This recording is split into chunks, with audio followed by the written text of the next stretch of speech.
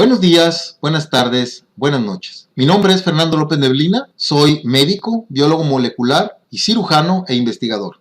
Me han preguntado mucho, tanto alumnos como pacientes, amigos y familiares, cuál es mi opinión sobre la pandemia y el manejo que se le ha dado. ¿Quieren mi opinión como científico? El día de hoy he decidido hacer ese video informativo de lo que piensa su servidor, un humilde hombre de ciencia. Les recuerdo que un hombre de ciencia o un científico nunca sostiene ser poseedor de la verdad absoluta.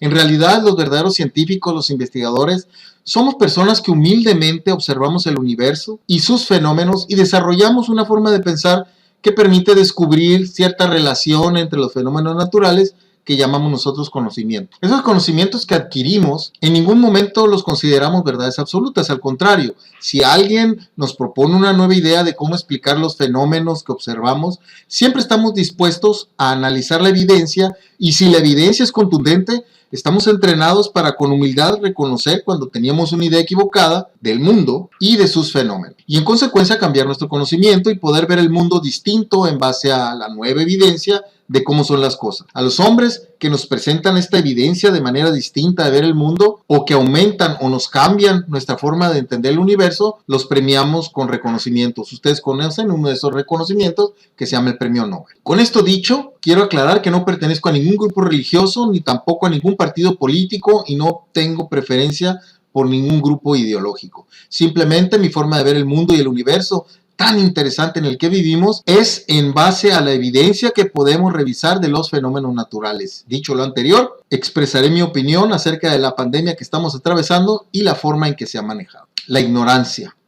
La negligencia de ignorar y no observar lo que está pasando en otras partes del mundo, la falta de atención a las autoridades de la Organización Mundial de la Salud, cuando avisaron con mucho tiempo de antelación lo que estaba pasando en China, es una de las primeras cosas que llama la atención en la forma en que se ha manejado esta pandemia. Si en realidad sabíamos lo que venía y se estaban tomando medidas, entonces viene la primera pregunta incómoda.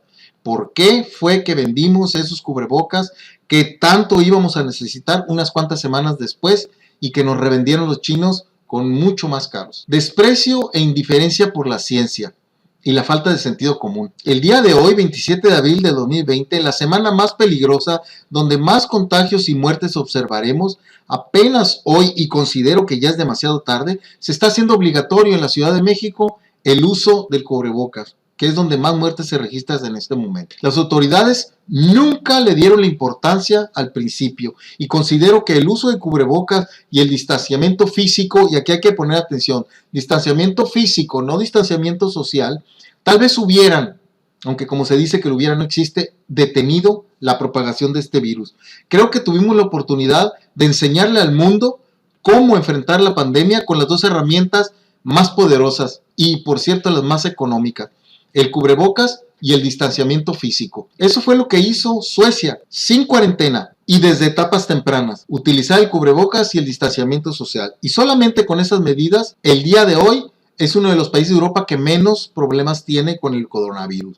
Aún el día de hoy todavía las autoridades federales no han aceptado declarar la importancia del cubrebocas cuando está totalmente demostrado, tanto científicamente como en la práctica y el sentido común, que si te tapas la boca es más difícil que puedas contagiar a otros. Al parecer las autoridades gubernamentales siguen argumentando que el cubrebocas no sirve y que no protege, cuando no se han percatado que el cubrebocas no tiene como finalidad el no contagiarse, sino el no contagiar a otros. Y eso es especialmente importante en la actual pandemia por el SARS-CoV-2, un virus que ya se sabe que aun estando infectadas las personas, siendo contagiosos, esos pacientes pueden estar hasta por 14 días sin presentar síntomas. Y esto es muy peligroso porque el paciente es portador de un agente infeccioso y lo sigue propagando. Aquí es la importancia del uso del cubrebocas. Esos 14 días con cubrebocas nos hubieran protegido muchísimo, pero al parecer nunca se entendió el uso del cubrebocas.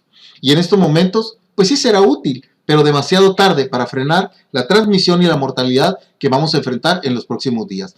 La pregunta incómoda: ¿por qué las autoridades, en lugar de ver la experiencia que se ha tenido en otras latitudes, no han exigido el uso de la mascarilla en forma estricta en la población desde el principio? ¿Por qué en lugar de aceptar que se equivocaron, aún el día de hoy las autoridades siguen defendiendo la postura que a la visión de todo el mundo fue equivocada? Nadie lo sabe. Distanciamiento social. Yo creo que aquí debemos de pensar bien en la palabra. El distanciamiento debe ser distanciamiento físico. Socialmente podemos seguir en contacto. De hecho, sí se le llama, ¿no? Redes sociales. Sin embargo, tiene sentido y va a ser muy lastimoso cuando estemos en el fondo del estancamiento económico que nos demos cuenta que no era necesario estar en cuarentena. Desde el punto de vista médico y científico, es una tontería estar encerrados porque nos podemos infectar en lugar de poner en cuarentena a los que están infectados y a las personas que por ser de alto riesgo se pueden infectar, personas mayores de 70 años, personas que tienen diabetes o mal control de su hipertensión. Sobre todo en nuestro país, es muy poca la gente que tiene la fortuna de poder trabajar desde su casa.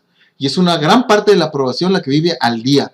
Y si ese día no trabajan, no comen. Es impresionante ver cómo en otras partes del mundo, y nuevamente los remito a ver lo que ha hecho Suecia, han permitido con su respuesta una enorme libertad personal al aconsejar el distanciamiento social mientras se pueda trabajar desde casa. Es cierto, tienen prohibido estar parados en los bares, pero los restaurantes están abiertos, los restaurantes te puedes sentar y puedes pedir para llevar. La visión de los epidemiólogos suecos es muy distinta de la de nuestros desafortunados epidemiólogos.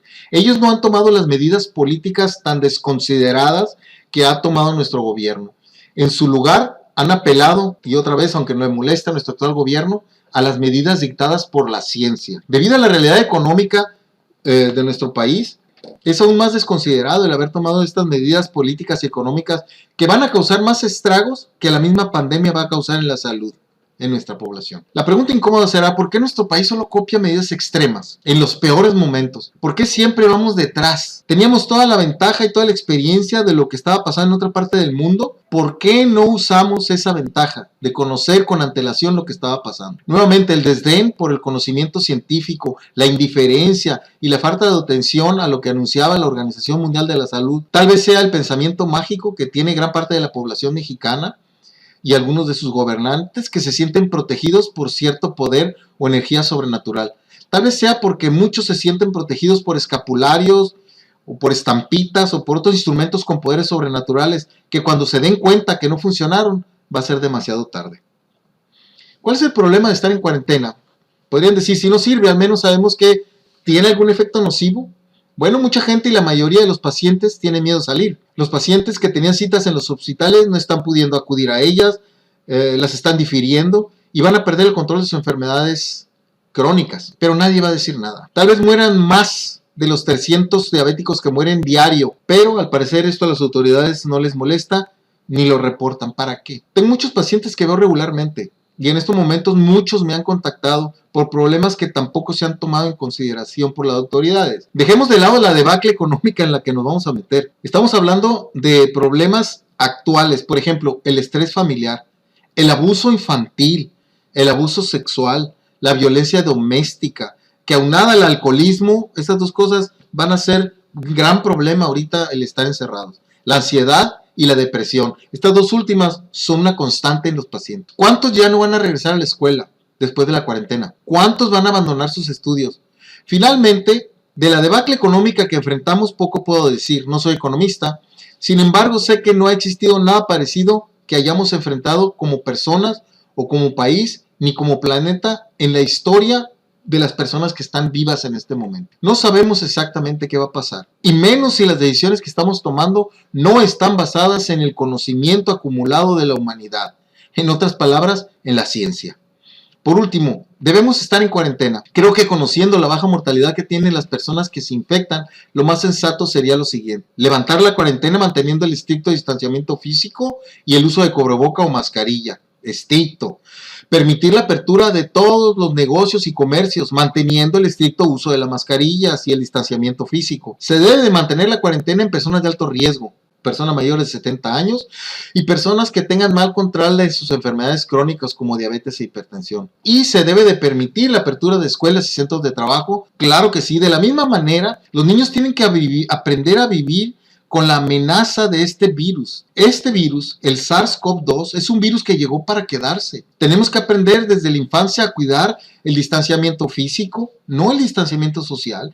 Y qué mejor lugar que las escuelas para enseñar el aseo de manos, el uso de cubrebocas y otras medidas con las que vamos a tener que aprender a vivir. Sí considero que poniéndole atención a los datos científicos y a la experiencia de otros países, pudimos haber sido un ejemplo mundial de cómo no colapsar económicamente con las herramientas más sencillas del mundo: el uso del cubrebocas, el aseo y el distanciamiento físico. Pero no, ahora somos ejemplo en todo el mundo de cómo enfrentar las situaciones con escapularios y comprando más caro lo que ya teníamos y tuvimos que recomprar. El miedo y la ansiedad diaria. Está reportando diariamente el número de infectados a estas alturas de la pandemia, y con pleno conocimiento de que no son números exactos, es una actividad ociosa e inútil. En un principio, si hubiéramos tenido los recursos, y otra vez se lo hubiera, claro que sí era importante detectar tempranamente a los infectados y aislarlos, ponerlos en cuarentena a ellos y tal vez a los contactos más cercanos. Pero en estos momentos, estar dando los números de los que se están infectando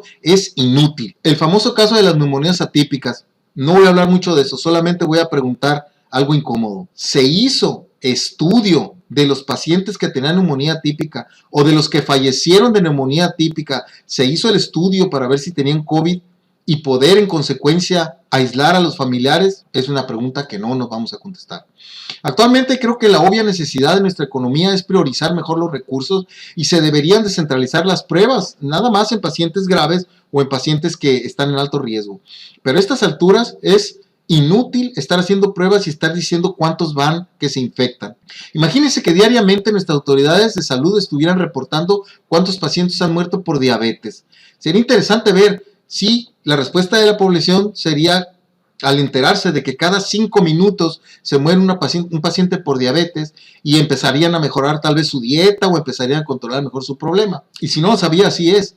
Se mueren 300 pacientes al día en México por diabetes. Es la segunda causa de muerte. Eso sí es peligroso. Y el 19 de marzo se murió el primer paciente de COVID. Por cierto, fue un paciente que fue a un concierto de rock. Ustedes saben de cuál, el 3 de marzo. Y al día de hoy, 40 días después, oficialmente han muerto 1,400 personas de COVID. 1,400. En esos mismos 40 días han muerto 12,000 pacientes por diabetes. Y nadie dice nada. Y nadie está reportando diariamente los muertos ni infundiendo miedo en la sociedad. ¿Tiene sentido estar en cuarentenados todos para estar escuchando datos que de origen sabemos son inexactos? Otra pregunta incómoda. Cuando se inicia un problema, por ejemplo el sarampión, se pone en cuarentena al enfermo, no a la población sana.